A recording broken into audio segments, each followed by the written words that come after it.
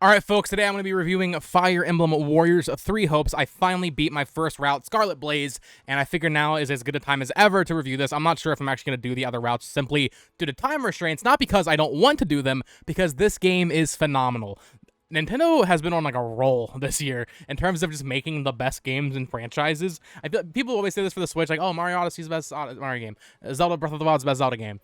We had the best Kirby game this year, arguably the best Pokemon game, and now I would say this is the best, well, yeah, it's the best Warriors game. Definitely not the best Fire Emblem game because it's not Fire Emblem, but it is Fire Emblem. They did a fantastic job over at Koei Tecmo making Fire Emblem Warriors 3 Hopes feel like a Fire Emblem game. I'm going to say something very controversial right now. I enjoyed this game significantly more than Three Houses. I didn't like Three Houses. The characters are fine. The gameplay is fine. I didn't like the social aspects. I didn't like going around Garreg Mach and doing my little BS. I play Fire Emblem for the strategy stuff. So having all the sim stuff, all the Persona stuff, the daily activities and all that, it didn't feel right in Fire Emblem for me. In a Warriors game, when the gameplay is pretty, overall pretty repetitive, you know what Warriors is. When the gameplay is that, having that break in between missions and doing maps and doing side stuff and saving random villagers and stuff is so nice. And the way they present the upgrade trees in this game, it's so satisfying, trying out all the different classes, doing the little training so you level up, getting all your supports up. That was also good in Three Houses, to be fair, the support stuff. But overall, just having that downtime in a Warriors game, I think, makes way more sense than in a Fire Emblem game. I do not like the extra stuff in Three Houses. That is not what Fire Emblem is to me. They had, of course, they've been adding light elements of that. I think Fates, they added like the little castle you can run around. And then, they've slowly progressed it more and more. And sadly, I do think that's just where Fire Emblem is at. That's where it's going to be at when we get a new one next year, most likely. But I'm not really there for it. But in a Warriors game, I thought it was fantastic. This game feels like a big budget new Fire Emblem game. And honestly, with the plot of Three Houses, I mean, of course, every Fire Emblem games, it's a war going on or something like that, right? Three Houses, especially though, with like the Alliance and the Empire and all that, and the Church, it really feels like a war's going on. So having the gameplay backdrop be Warriors gameplay makes way more sense. You have Edelgard doing these big speeches to like crowds of thousands of people, and then you go into the gameplay and you see that. That is so cool. The same could be said for other Warriors games, but with the plot and just, the characters and the map and all the different alliances in Three Houses, seeing that translated into a Warriors game is fantastic, man. But I want to keep talking about just how well they translated it from being a regular Fire Emblem game into a Warriors game. Because, like, if you haven't played Three Houses, play this game. I guess, it depends on what kind of gameplay you like. If you prefer the strategy stuff of a Fire Emblem, play that first, I guess.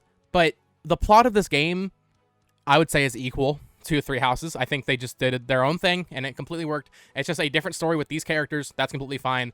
And it's not like with Age of Calamity where people are like, oh, is this canon? It doesn't matter. It doesn't freaking matter. With Zelda, people are really obsessed with, like, the lore and all that. With Fire Emblem, I don't really care. Because each game is its own thing, whereas Zelda, people are like, oh, is this connected to the timeline? No, it doesn't matter, man. With Three Hopes, it's just another story with the Church, with Edelgard, with Claude, with Dimitri, and it feels like an equal counterpart. This game doesn't feel lesser than Three Houses to me, which is the biggest compliment I think anybody could ever give a Warriors game. Koei Tecmo has been on a roll with these recently. Age of Calamity, despite my faults with it, feels so much higher quality than the other Warriors games. Hyrule Warriors and Fire Emblem Warriors, the first two in each respective series. Those are fun games. I actually have the special edition here for Fire Emblem Warriors. I actually like this game more than most people. I recently found out people don't like this game. I was like, okay, I don't understand that. I actually enjoyed it more than Hyrule Warriors, I think, a little bit. Obviously, that game had way more content. But yeah, I recently found out people don't like that. I was like, wait, what? Those games are fine.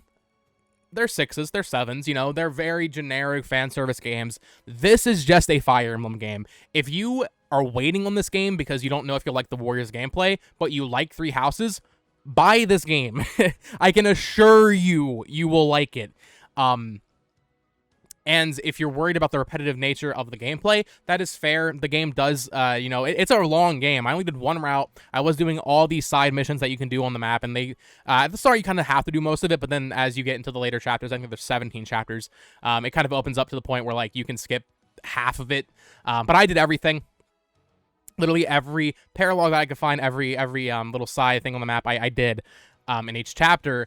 It does get repetitive towards the end because this is a 30-hour game. Just for one route, it took me 30 hours, which is longer than any other Warriors game I played in of itself. Just that one route. Hyrule Warriors Definitive Edition, the 100% is like 1,000 hours. But just beating this game was definitely longer than any other Warriors game. I haven't played Persona 5 Strikers. I've heard that is also a very good counterpart to Persona 5, or even a sequel to Persona 5. But yeah, if you're worried about it being repetitive, that is a very valid worry. I would say there's so many characters in this game that for me personally, yes, at the very end, like I'm talking last 3 chapters, I was like, okay, let me wrap this up. I want to make this review. I want to get on to other games. I just played Bayonetta 1 for the first time. I'll probably do a video on that soon. It is a little long in the tooth, I think. But if you are someone more on a budget and you just want a game that you can just grind out for, 100+ hours, you're sold. This game's so content packed. They have New Game Plus options, so you can carry over Shez's, I almost forgot her name, or his name, depending on what gender you choose. I almost forgot Shez's name. You can carry over levels for Shez and then all the other units if you do the same house again, or if you recruit them in that route. They'll keep their level. You can keep all your monastery upgrades. You can keep basically everything in New Game Plus. So you can just keep playing this game over and over. There's like 450 achievements in the game. I did like 150, maybe 200 of them, which feels like nothing once again, but especially because, as you chip away at those, they get harder and harder. So I imagine 100% in this game would be at least minimum 100 hours. Each subsequent playthrough would certainly be faster. You'll start skipping cutscenes. You'll start... just breezing through because you're so high level. I know you can go past level 100 in this game. I know there's an achievement for 120. I don't know if that's the cap. I'd probably not. These games just let you grind forever. But let's talk about those cutscenes and just talk about the story. I'm not going to get into like actual story specific stuff because, spoilers and all that. But I have to say, and this goes back to what I was saying about this truly just feeling like a Fire Emblem game, bro. They did so much. They went way harder than they had any right going. I would be curious to see, so I did Scarlet Blaze, Edelgard's route. I would be so curious to see a compilation on YouTube of every cutscene in 3 houses versus every cutscene in 3 hopes. I feel like there might be more character interactions in this game. Maybe I'm off mark. I didn't 100% 3 houses. I just did one route once again. I did Black Eagles. So I don't know if it actually compares, but from what I was seeing, man, there is so much dialogue, so much voice acting, and then you have that for 3 routes. That's insane. I also, let me know if you're watching this, if you already played through the game, maybe if you've done like Scarlet Blaze and something else, or another route, how different do the maps get? Because that's the thing with Warriors. It's a very simple game, and then you have the map, and the map is what really dictates how different it feels. When you're doing 100 maps in a game, it kind of gets jumbled, like, oh, this map looks similar. Are the maps in the different routes actually different? I guess it would depend on the chapter, if you're doing like, oh, Dimitri versus Edelgard, or, however, it'd be the same map just from Dimitri's viewpoint. Obviously, different things happen in the story that could affect that. But yeah, absolutely A+ stuff from Koei Tecmo in terms of the interactions with the characters and supports. Everything's voice acted. It is phenomenal. Even down to stuff like tea time and just going on expeditions with your favorite Fire Emblem waifu or husbando. You can do all of that here. And like I said, in 3 houses, I didn't really care because Fire Emblem for me is that strategy gameplay. A Warriors game, however, that entire thing becomes so much more appealing because I'm already grinding out levels, doing these, pretty repetitive missions, having that downtime in the monastery, going around, going to the training instructor, doing all my trainings, getting all my classes. That's something I was not expecting with this game, and something I've never done with a Fire Emblem game or any other Warriors game. I don't even know if you can do it in the first Fire Emblem Warriors. I forget, because I just beat the story in that game. I never did the history maps or all that. Having the classes laid out so clearly like a skill tree made my monkey brain go crazy for completionist. I didn't 100% the game. Obviously, I only did one route, but having the skill tree laid out like it is, or the classes, I guess, laid out like they are, it makes it so enticing to try out different classes. I don't think there was ever a chapter where I kept the same classes for any of my units. That's not how I play Fire Emblem. I play Fire Emblem like, okay, I'm going to make Shamir an archer. That's what she is.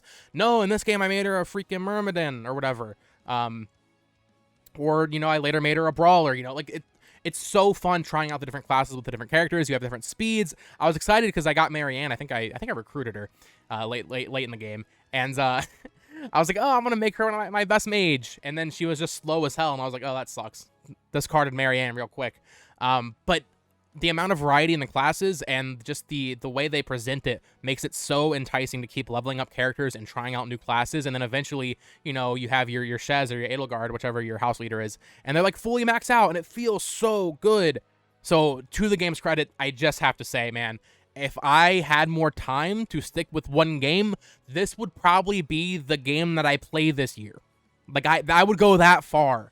We had, if you're a Nintendo Switch gamer, you don't play much on PS5. I have a PS5 and PC, whatever. But if you just play in Switch games, if you like that first-party ecosystem that Nintendo has going on, bro, you are set this year. You had Legends Arceus in January. That's a good 150-hour game if you go for completionist stuff. Then you had Forgotten Land, which is a shorter game, but, a nice little appetizer. Then you had, well, you didn't have Mario Strikers because that game has no content. Then you have this. Then you're getting Xenoblade, and then you're getting another Pokemon game. This year has been so good for people that buy 3 or 4 games a year on Switch. It has been incredible. For me, it's a little annoying, or not annoying, that sounds negative. It's frustrating for me because I want to 100% these games, but I literally don't have the time. I just went and finished Xenoblade 1 for the first time. Now I'm playing Bayonetta 1 and 2 to get caught up before 3. So for me, I'm trying to balance all these games, but this game right here, if you like Warriors games, if you like Fire Emblem, this can be your game for the year. Like, straight up. If you do all the routes, if that's your thing, this game is fantastic. That is my review. Let me know what you guys think of the game down in the comments below if you're playing it. If not, tell me why. I know for some people, you just don't like the Warriors gameplay, and that is a very valid thing. I get why some people don't like it. For me, playing this game while watching YouTube or watching, I was recently watching Ozark, just in the background, mindlessly doing the side stuff, so good. It's such a simple game that you can just turn on and play, turn your brain off, and it's just a fun grind. So yeah, that is my review for Three Hopes. Absolutely blew me away. I was not expecting to like it as much as I did, because going into it, I knew I didn't like Three Houses that much. That is my least favorite mainline Fire Emblem that I played, starting with Awakening. So I wasn't expecting much from this game. Koei Tecmo completely blew it out of the water. Best Warriors game. Having not played Persona 5 Strikers, I don't know if that's better.